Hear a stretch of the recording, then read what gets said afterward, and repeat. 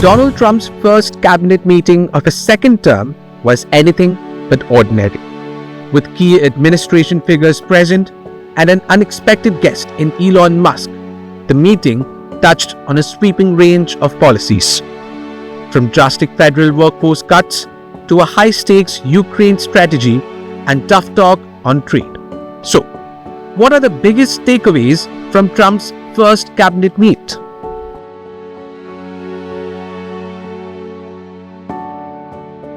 Elon Musk, officially leading the Department of Government Efficiency, was the undeniable star of Trump's first cabinet meeting. Musk was front and center at the meet. Although not officially a cabinet member, Musk's influence was undeniable as Trump allowed him to speak first. Elon is here to give you a summary of what's happening, some of the things they found, some of the horrible things they found, some of the theft and fraud, and we call it waste and abuse, but a lot of fraud, and probably some fraud that we're not going to be able to prove is fraud, but when you hear the names and the places where this money's going, it's a disgrace. Musk, referring to himself as humble tech support, laid out his ambitious plans to modernize government systems and cut the deficit. Thank you, Mr. President. I actually just call myself a humble tech support here because this is actually, as crazy as it sounds, that is almost a literal description of the work that the Doge team is doing. But in a moment that raised eyebrows, he admitted that his department had accidentally cancelled an Ebola prevention program. And if that wasn't enough, Musk revealed he has been receiving death threats due to his increasing political profile. But the most awkward moment was when Trump had to remind Musk to let actual cabinet members speak.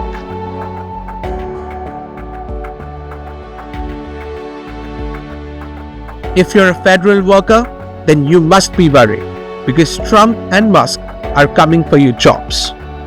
The administration is pushing for massive federal workforce reductions, with agencies required to submit layoff plans by March 13. I'd like to add that those million people that haven't responded, though, Elon, they are on the bubble. You know, I wouldn't say that we're thrilled about it. You know, they haven't responded. Now, maybe they don't exist. Maybe we're paying people that don't exist. Don't forget, we just got here. This group just got here. But those people are on the bubble, as they say. You know, maybe they're going to be gone. Maybe they're not around. Maybe they have other jobs. Maybe they moved and they're not where they're supposed to be. A lot of things could have happened. I wouldn't say that Biden ran a very tight administration. They spent money like nobody's ever spent money before. Wasted money. The Green New scam, all of the different things they spent money on. Trump and Musk both made clear that cutting back the size of the federal workforce was top of mind. Musk says he aims to cut the $6.7 trillion budget by $1 trillion this year. It's an ambitious target that could entail significant disruption of government programs.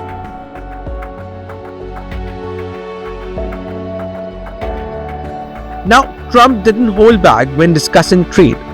Some of Trump's harshest criticism was reserved for some of traditional American allies as he rallied against US trade imbalances.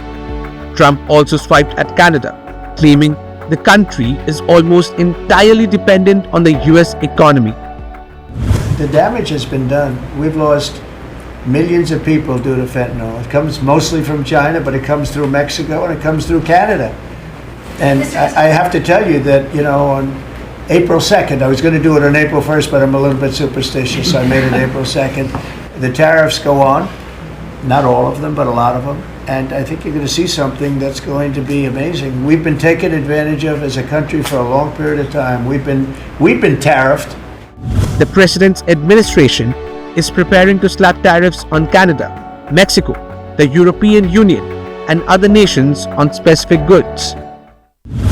We have made a decision. We'll be announcing it very soon, and it'll be 25%, generally speaking, and that'll be on cars and all of the things. And European Union is a different case than Canada, different kind of case. They've really taken advantage of us in a different way.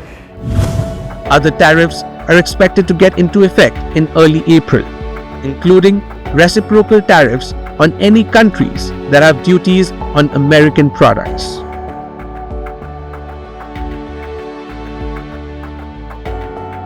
And the biggest takeaway from the international front was that Zelensky is set to meet Donald Trump on February 28. The meeting will focus on a critical minerals deal, something Trump calls automatic security. President Zelensky is going to be coming on Friday. That's now confirmed, and we're going to be signing an agreement, which will be a very big agreement.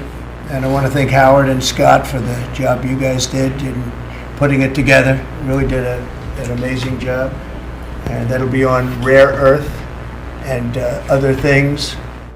Moreover, Trump also said that Russian President Vladimir Putin would also have to make concessions in a deal to end fighting with Ukraine. Do you have to make concessions, President Putin? Yeah, he will.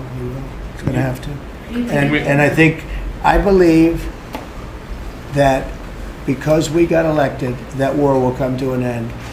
And I also believe if we didn't get elected, if this administration didn't win the election by a lot, that war would go on for a long time, and he would want to take the whole thing. The big question I had is, does he want to take the whole thing? But the reason, and the Ukrainians are good fighters, I have to say, but without the equipment, without our equipment, we have the best equipment in the world. We have the best military equipment in the world. Without our equipment, that would have been over very quickly.